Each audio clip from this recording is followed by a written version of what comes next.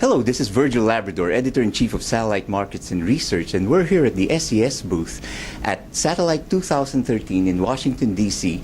with Dolores Martos. She's the Vice President of Sales for Latin American Caribbean for SES, and Steve Bunke, who is Vice President of Sales for North America, which includes the United States and Canada. So since we are here in Washington, D.C., which is kind of like the capital of the Americas, we will be talking about the Americas market, and no better two people to talk about that. So since we're in D.C., Steve, we'll start with you.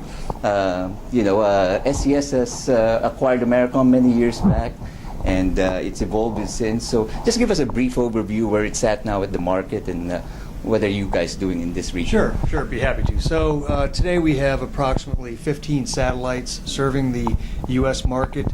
That includes the broadcasting or media market, the enterprise markets, and also the direct-to-home markets. We've launched 7 satellites in the last 6 years, representing nearly $2.5 billion worth of investment, and that's for a combination of both replacement satellites and new capacity. Right. We've reached a point now where we don't have any new launches scheduled in the next year or two. So now we're reaping the benefits of all the investments we made over the past several years. As I mentioned earlier, my primary focus is on both media and enterprise.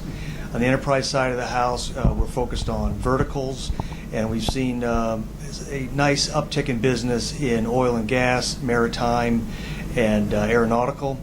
Whereas on the media side, those are much longer term contracts, and it's just it's been at a stable point. Renewals, the majority of the large renewals don't come up for another 5 or 6 years. Now, Steve, have you seen the business change? The traditional satellite, business with mostly the media broadcasts, with other new verticals. With the major broadcasters, no. At the end of the day, they're primarily taking roughly the same amount of capacity that they've taken over the last 20 years. Right. It's just the amount of throughput they're getting in those transponders, whereas 20, 25 years ago it was one TV channel per transponder. Now they're getting upwards of 25 or 30. So they're still buying roughly the same amount of capacity. It's just that they're distributing a lot more. And what do you see as the trends in this market?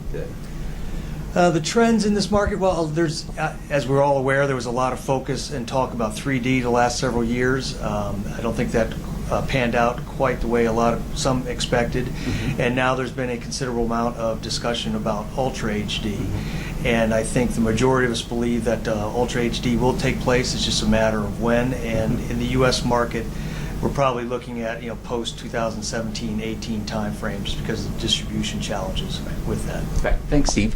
So let's move a little south now from Mexico, the Caribbean, all the way down to the Straits of Magellan. Exactly. Dolores, can you give an overview of what's SES presence in the Latin American and Caribbean region? Yes, we serve the region through 7 satellites. It's a combination of satellites that provide C-band and Ku-band. Mm-hmm. The business we have is very balanced in the sense that we serve the video markets. We have a cable distribution satellite, the DTH business. We have voice and data, government business, GSM, backhaul. The business overall in Latin America has been very healthy. The demand has been increasing, double digits. I would say for the last 10 years, all the satellite operators basically have a very healthy growth. In particular, I want to mention that DTH is a key service because it consumes a substantial amount of capacity every time there is a new DTH. It requires at least 6 to 7 transponders. And we signed important deals in the last years. We have one for the Caribbean, Puerto Rico is America Mobile, Puerto Rico, and we also signed with Telefonica Media Networks for also service in Central America, the Caribbean, and Mexico. Our new satellite to be launched in June will provide also some substantial amount of capacity. And one of the applications for that is DTH as well. So is that the major demand driver in Latin America? DTH? Is one of the demand drivers. I would say the other, there are other sectors that are also demanding capacity, for growth. Is, for example, government services. One of our satellites, AMC3, has a beam over Mexico, providing very high power. And there is, as we speak, an important network being implemented there with 11,000 remotes. And the other, another important service is GSM backhaul. GSM backhaul in areas that are not really connected or need an improved, amount of capacity. I heard that in Latin America you can't build satellites fast enough that once it's launched, the demand is so huge that it's snapped up. At the same time, there's a lot of new players coming in. Do you see any danger of overcapacity in Latin America? No, we don't. As you mentioned, that our experience is new capacity that we provide to the market. We can basically place this capacity, put it into service, very, very quickly. I think the new operators are mostly, like some governments are launching capacities or new satellites, right. And the application is different from the applications from the services we provide. It's maybe mostly to military applications or what they call national security. So the commercial operators, have not seen the demand, diminishing because of that. Right. Thank you, Dolores. Bueno, casi 10% de nuestros televidentes son hispanoparlantes. ¿Quieres decir algo en español? Sí, claro, sí, con mucho gusto. Tenemos el gusto de servir a la región, América Latina y el Caribe. Estamos basados en Washington, pero tenemos oficina en México y en Brasil. Sí. Entonces la idea es estar cerca de nuestros clientes y proveer una solución, digamos, a medida de sus requerimientos. ¿Y cuál es la diferencia de ustedes con los otros operadores en el río?